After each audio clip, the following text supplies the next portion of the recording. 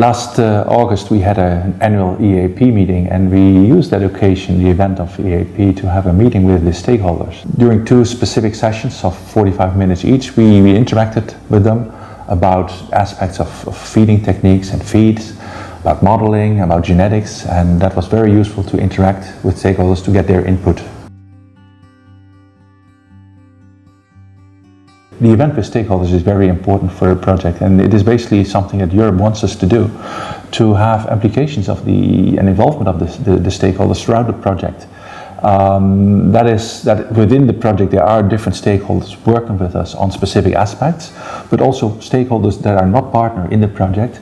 We have to listen to them and tell them what we are doing throughout the project, so that the ideas that we develop can be picked up by them and be developed further to methods that can be applied in the market. Input.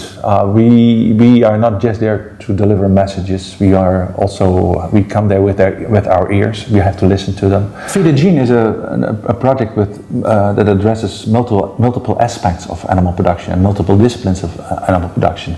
So we deal with people with a nutrition background or a genetics background, and it is important to combine these and listen to them. They don't have the same expectations from the project. It is a multidisciplinary project. It's not just about nutrition or just about genetics.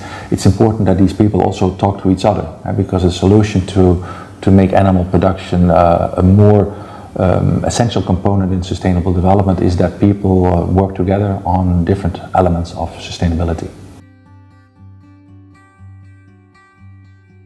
We had a long discussion during the stakeholder session about the role of the microbiome. So the microbiota that exists in the gut of animals, that is rather a new area of research, and it is affected by the diet, it is affected by the animal, but the microbiota also has an effect on the animal. One of the issues that came out of the discussion with the stakeholders was try to design an experiment that identifies the roles of the host on the microbiome, the role of the microbiome on the host, but also the role of the diet on the microbiome. That's something that we should think about together within the project, but also in the future with stakeholders, to basically design that experiment or the experiments that have to be done to clarify that role and to find the levers with which we can manipulate the microbiome. We developed a demonstration tool based on the models that we're developing in Work Package 3.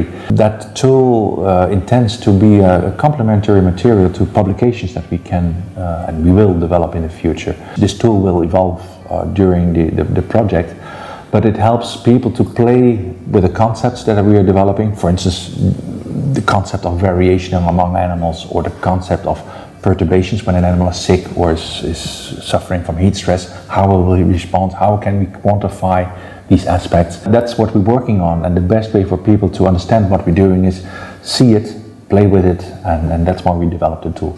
The idea of having a meeting with stakeholders at EAP was very nice, but you address a specific group of stakeholders. I mean, there are scientists, there are some large industries that go to these meetings, but it's not sufficient.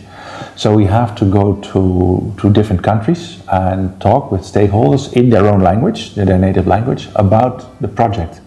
So these are the actions that we will start doing next year, where we will go to different countries and organized by participants that are in that country, to address issues that come out from the Feed a Gene project and deliver that and discuss that with people in their own environment.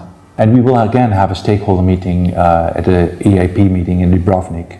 And we do that not just for Feed a Gene, but also, I'd say, in a companion project. It's also funded by the European Union. It's called SAPHIR.